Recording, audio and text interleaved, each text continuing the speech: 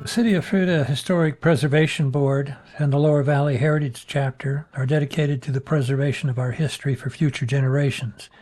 To help you experience some of that bygone era, the Fruita History Walking Tour was developed. And this presentation takes you on that tour. Let's get started at Park Square.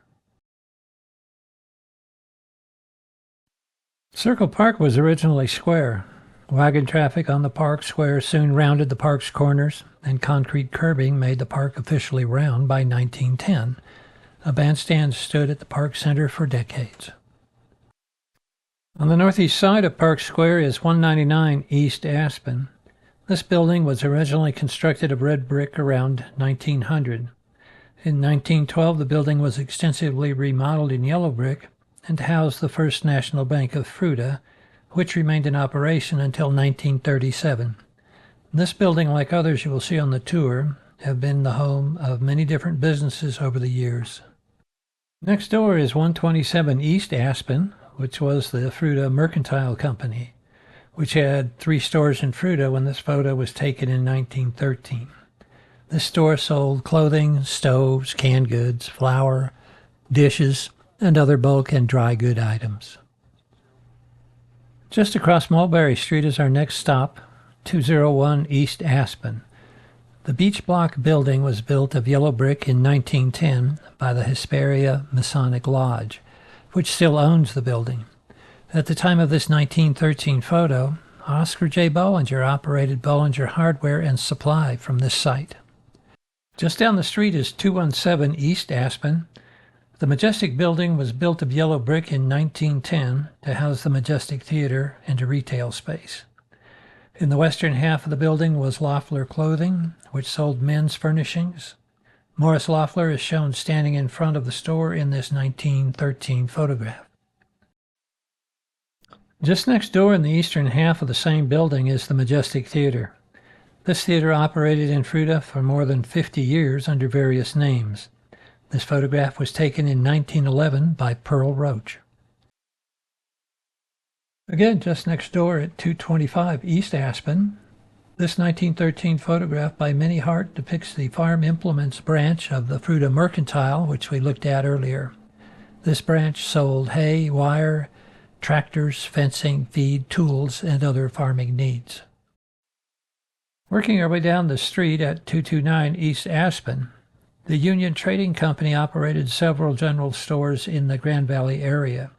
When this photo was taken of store number 6 in 1913, it was part of a project to photograph all of the homes and businesses in Fruita. The corner of Aspen Avenue and Peach Street is 233 East Aspen.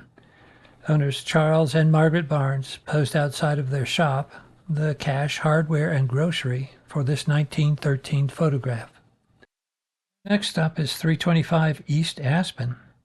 Built to augment the existing grade school in 1912, this yellow brick building couldn't replace the old school entirely until additional wings were added by the Works Progress Administration in 1935.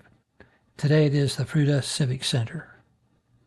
Across Elm Street from the Civic Center at 405 East Aspen is the Fruita United Methodist Church.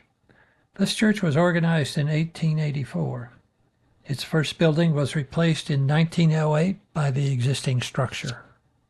Our next stop is 503 East Aspen. The Sacred Heart Catholic Church was built of sandstone by Grand Junction Italian immigrant stonemason Nunzio Gracio in 1922. Our next stop is 432 East Aspen. Works Progress Administration employees built this stone structure in 1938 to house the Fruita Museum. This building incorporated interesting rocks, minerals, and fossils in the walls. It is currently home to the Fruita Chamber of Commerce. Back to the west a couple of blocks is 202 East Aspen. Albert B. Timberman and his family and staff stand in front of A.B. Timberman Furniture and Undertaking in this 1910 photograph. This building is the only one from that era still standing on this block. Across the street at 136 East Aspen was the Farm and Merchants Bank. This yellow brick building retains most of its original appearance, including the iconic sandstone bank sign over the original door. Our next stop is 150 South Park Square. The Park Hotel opened around 1900 by Marie Pollock, who ran it until 1915. The hotel itself stayed open until the 21st century. Our next stop is 168 South Park Square. The first bank of Fruita opened in 1904 and remained in business until 1927. This molded concrete block building, with its impressive sculptured marble arch topped with the word bank imposingly carved in it, is seen in this 1913 photograph. This building remains very much unchanged despite having housed dozens of businesses in the decades since.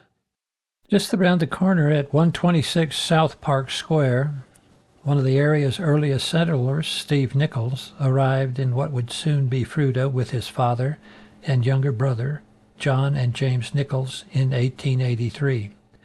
Steve posed with his young son astride a horse in front of one of his businesses, the Nichols Livery Stable, also known as the White Horse Barn, in this 1913 photograph.